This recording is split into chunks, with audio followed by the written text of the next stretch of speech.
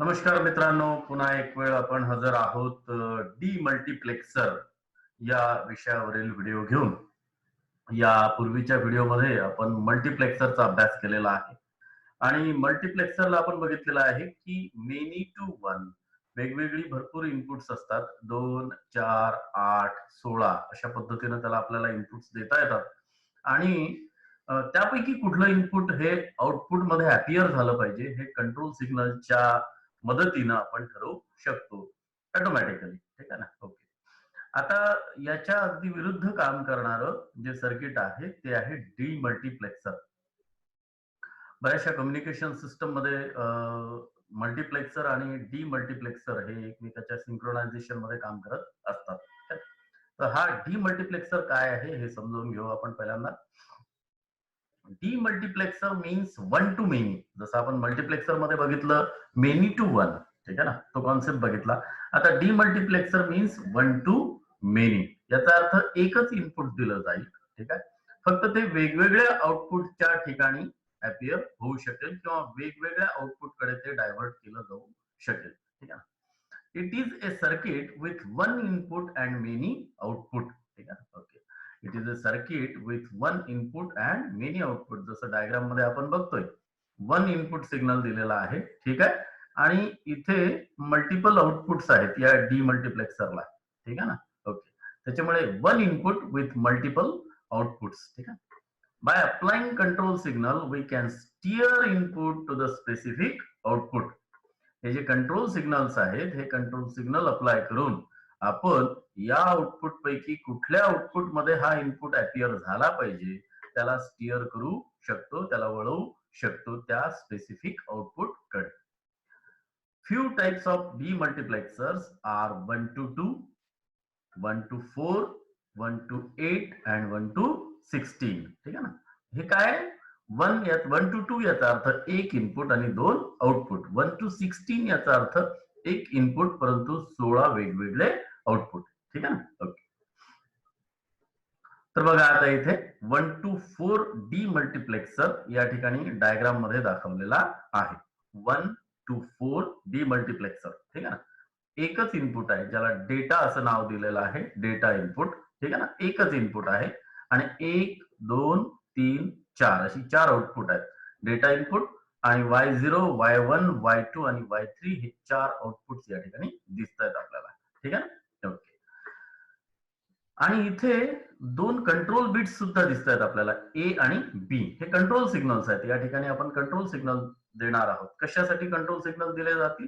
तर data terminal मध्ये जे इनपुट दिलं जाईल ते इनपुट नेमकं यापैकी कुठल्या आउटपुट कडे स्टिअर झालं पाहिजे हे कोण ठरवणार आहे? तर ए आणि बी हे इनपुट्स ठरवणार आहे. ठीक आहे. An example of 1 to 4 demultiplexer is IC 74154. IC LS74154 he G IC आहे ही 1 to 4 डीमल्टिप्लेक्सर IC म्हणून काम करते. ठीक आहे ना? ओके. आता या 1 to 4 डीमल्टिप्लेक्सर IC मधलाच जो भाग आहे 1 ते 4 डीमल्टिप्लेक्सिंगचा तो या ठिकाणी डायग्रामच्या स्वरूपामध्ये दाखवलेला आहे. एक इनपुट, दोन कंट्रोल सिग्नल्स आणि चार अँड गेट याच्यामध्ये आपल्याला दिसत आहेत आणि चार आउटपुट आपल्याला दिसत आहेत. Y0, Y1, Y2 आणि Y3. ऑपरेशन समजून घेऊ आपण थोडक्यात.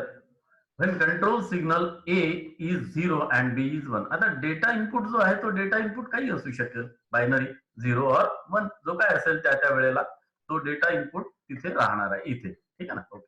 आता हा data input either may be single आहे याचा अर्थ एका वेळेला एकच बीट राहणार आहे. आयदर इट मे बी 0 और 1.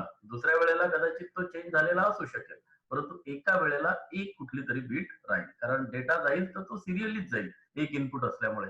पहिल्यांदा 1 मग 0 मग 1 अशा जे जे काही असेल जशा पद्धतीने सिरियल डेटाची रचना असेल त्या पद्धतीचा डेटा याला जात जाणार आहे. ठीक आहे ना? आता बघू आपण की हा जो डेटा इनपुट याला आपण देतोय तर हा डेटा इनपुट कुठं अपियर होणार आहे. कारण मेनी आउटपुट्स आहेत. या आउटपुट्स पैकी नेमका कुठे तो अपियर होईल हे कोण ठरवणार आहे?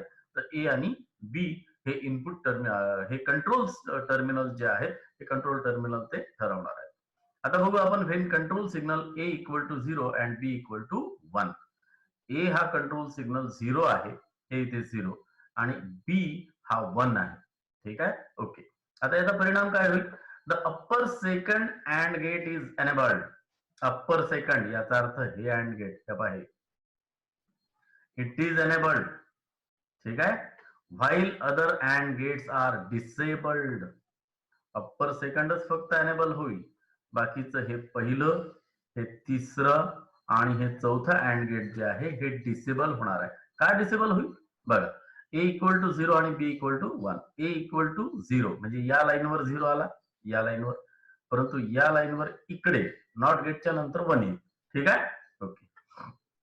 तर या लाईनवर जो 0 आलेला आहे, या 0 मुळे इथे बघू आपण, आता ही कुठे गेली, हे इकडे गेली.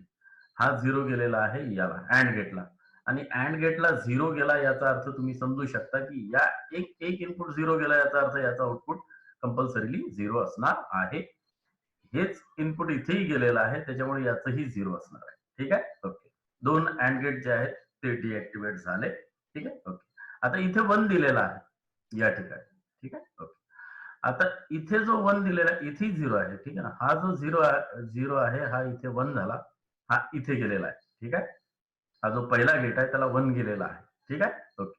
पण इथे 1 दिलेला असल्यामुळे याला 0 गेलेला आहे, इथून नॉट होऊन हा 0 गेलेला आहे. त्याच्यामुळे हेही गेट डिऍक्टिव्हेट झालेलं आहे. फक्त आता हे दुसरं गेट ज्याच्यातून Y1 आउटपुट निघालेला आहे ते बघा आता. ठीक आहे ना, ओके. तर Y1 ला एक इनपुट इथून आलेला आहे. ठीक आहे, इथे 0 दिलेला आहे म्हणजे या ठिकाणी नॉट गेटच्या नंतर हा 1 आहे, आणि हा 1 या ठिकाणी गेलेला आहे. ठीक आहे, इथे बी ला ऑलरेडी 1 आपण दिलेला आहे, हे बघा 1, इथे 1 आलेला आहे. ठीक आहे, लक्षात येत आहे. आणि डेटा इनपुट आता जे असेल ते, ठीक आहे ना, डेटा इनपुट त्यावेळेला जर 0 असेल तर Y1 मध्ये इथे 0 अपिअर होईल.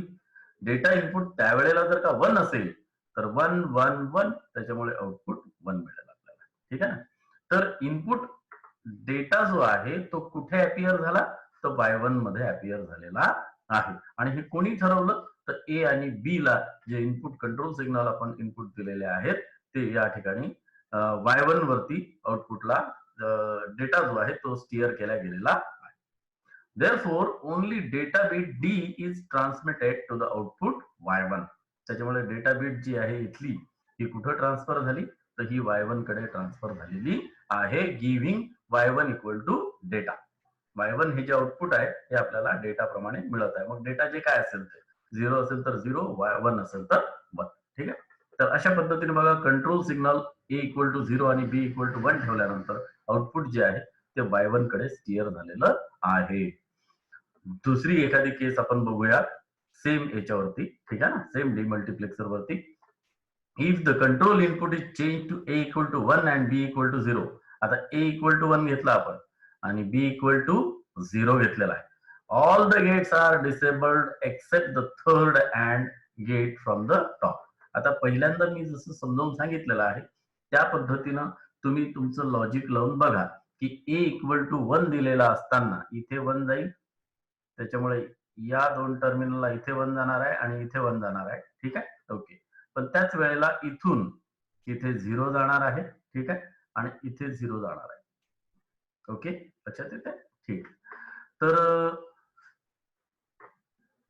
बी इक्वल टू 0 दिलेला आहे. बी 0 दिलेला आहे म्हणजे आता हा बी जो आहे हा 0 दिलेला आहे, त्याच्यामुळे या गेटला 0 जाणार आहे इथून, आणि याही गेटला 0 जाणार आहे. परंतु त्याच वेळेला हा इथे नॉट गेट असल्यामुळे हा 1 होऊन इथे 1 जाणार आहे, आणि या गेटला सुद्धा 1 जाणार आहे. ठीक आहे, ओके.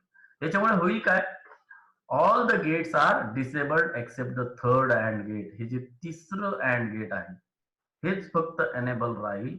उरलेले 1 2 आणि 4 हे जे अँड गेट्स आहेत हे अँड गेट डिसेबल झालेले असतील.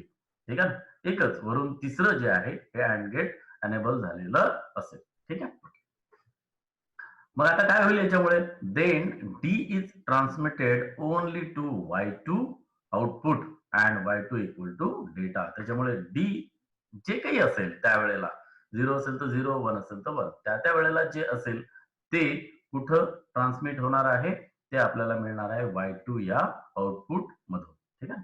तर बघितलं आपण की पहिल्या उदाहरणामध्ये जे इनपुट आहे ते Y1 कडे स्टिअर केलं गेलं होतं. दुसऱ्या उदाहरणामध्ये आपण बघितलं Y2 कडे स्टिअर केलं. अशा पद्धतीने हे जे चारही आउटपुट आहेत, या चार पैकी कुठल्याही आउटपुट कडे जे इनपुट आहे, इनपुट डेटा आहे, हा स्टिअर केला जाऊ शकतो. ठीक आहे ना. कशाच्या मदतीनं? ए आणि बी कंट्रोल सिग्नलच्या मदतीनं. आता ही जी डीमल्टिप्लेक्सर्स आहेत, हे डीमल्टिप्लेक्सर सर्किट कशापासून बनवलेले आहेत? तर लॉजिक गेट्स पासून बनवलेले आहेत. आणि म्हणून प्री फॅब्रिकेटेड आयसी जे आहेत, इंटिग्रेटेड सर्किट्स जे आहेत, ते मार्केटमध्ये अवेलेबल आहेत. ठीक आहे. 1 to 16 demultiplexer is IC 74154. It has one input bit, 4 control bits and 16 output bits. ठीक आहे ना. 74154 ही आयसी 1 to 16 डीमल्टिप्लेक्सर आयसी म्हणून मार्केटमध्ये अवेलेबल आहे. ऍप्लिकेशन्स बघूया आपण डीमल्टिप्लेक्सरचे, की डीमल्टिप्लेक्सर कुठं वापरल्या जातात. ठीक आहे. Communication system. ठीक आहे ना. कम्युनिकेशन सिस्टम मध्ये बऱ्याचदा आपण मॉड्युलेशन डिमॉड्युलेशन हे शब्द ऐकतो आणि त्याच्यासोबतच मल्टिप्लेक्सिंग आणि डीमल्टिप्लेक्सिंग अशा पद्धतीचे शब्द सुद्धा ऐकतो. जेव्हापासून आता डिजिटल कम्युनिकेशन सुरू झालेलं आहे त्याच्या तेव्हापासून आपण मल्टिप्लेक्सिंग आणि डीमल्टिप्लेक्सिंग हे दोन्ही शब्द आपण ऐकत आलेलो आहे. Communication system uses multiplexer to carry multiple data like audio, video and other form of data using a single line for transmission. एका सिंगल लाईन मधून मल्टिपल डेटा जर का ट्रान्समिट करायचा असेल तर त्याच्यासाठी मल्टिप्लेक्सिंग वापरलं जाते. ठीक आहे ना. ओके. मल्टिप्लेक्सिंग मध्ये करत असताना मग ऑडिओ, व्हिडिओ त्याच्यासोबत रिलेटेड डेटा असेल तर रिलेटेड डेटा, त्या सर्व गोष्टी एकाच कंडक्टर मधून, एकाच ट्रान्समिशन लाईन मधून पाठवल्या जातात मल्टिप्लेक्सरच्या मदतीने. This process makes the transmission easier. याच्यामुळे ट्रान्समिशन जे आहे हे इझी होते. एकाच कम्युनिकेशन चॅनल मधून आपल्याला वेगवेगळे डेटा जे आहेत ते ट्रान्समिट करता येऊ शकतात. मग आता या ठिकाणी डीमल्टिप्लेक्सरचा वापर काय? The demultiplexer receive the output signals of the multiplexer. Transmitting एंडला जे मल्टिप्लेक्सिंग झालेला आहे तो जो डेटा आहे तो रिसिव्हिंग एंडला कोण डीमल्टिप्लेक्सर परत त्याला रिसिव्ह करतो. ठीक आहे ना. आणि रिसिव्ह केल्यानंतर converts them back to the original form of the data at the receiving end.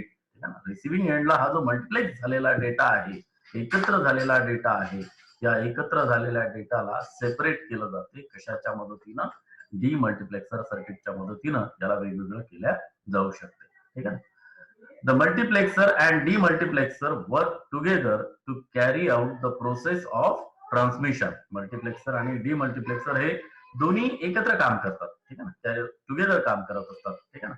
Process of transmission and reception of data in the communication system. Transmission करत असताना त्या ठिकाणी मल्टिप्लेक्सर केलं जाते आणि रिसेप्शन करत असताना त्या ठिकाणी डीमल्टिप्लेक्सिंग केलं जाते. आणि ह्या ज्या क्रिया आहेत ह्या दोन्ही क्रिया सिंक्रोनायझेशन मध्ये होतात. ठीक आहे. ओके.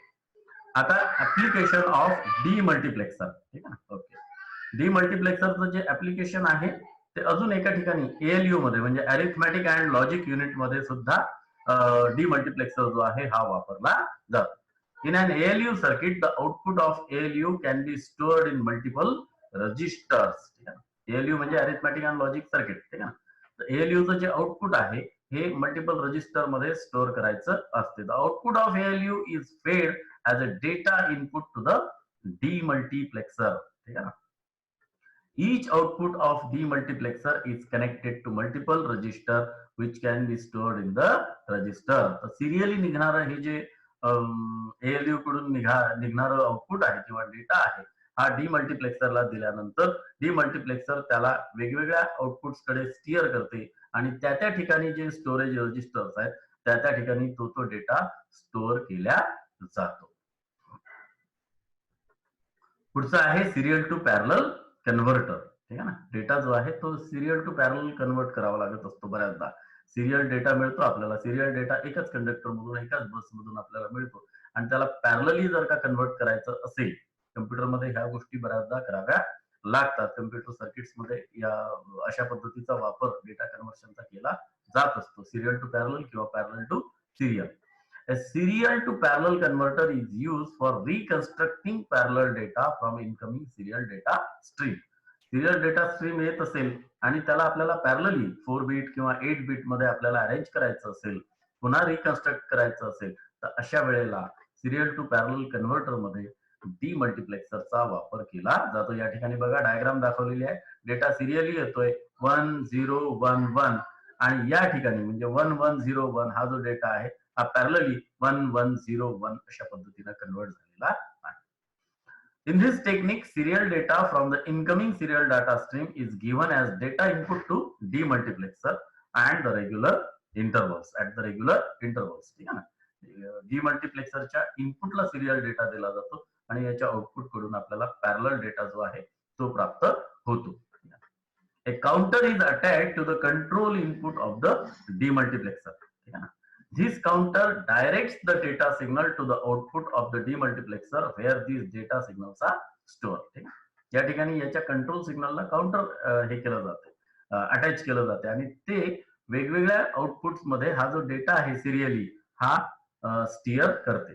पहिला जी बीट असेल ती पहिल्या याला, दुसरी दुसऱ्या याला, तिसरी तिसऱ्या आउटपुटला, चौथी चौथ्या आउटपुटला, अशा पद्धतीनं जे मिळणारे इनपुट आहेत त्या बीट स्टिअर केल्या जातात वेगवेगळ्या आउटपुटकडे. When all data signals have been stored, the output of the demultiplexer can be retrieved and read out in parallel. एक वेळ हा डेटा जर का स्टोअर झाला तर आता पॅरलली ऍट ए टाइम इथं जर ह्या 4 बीट आपल्याला रीड करायच्या असतील तर पॅरलली 4च्या 4ही bit at a time read केल्या जाऊ शकतात. जिथं ते रजिस्टर्स असतील त्या ठिकाणी तो डेटा स्टोअर केलेला असेल तर तिथे आपल्याला हे डेटा जो आहे तो पॅरलली रीड केला जाऊ शकेल. ठीक आहे ना. तर अशा पद्धतीनं आपण दोन्ही व्हिडिओमध्ये, एका व्हिडिओमध्ये आपण मल्टिप्लेक्सर बघितलेला आहे आणि दुसऱ्या व्हिडिओमध्ये आपण डीमल्टिप्लेक्सिंगची जी क्रिया आहे ती कशी होते ते बघितलेलं आहे. ठीक आहे ना. ओके.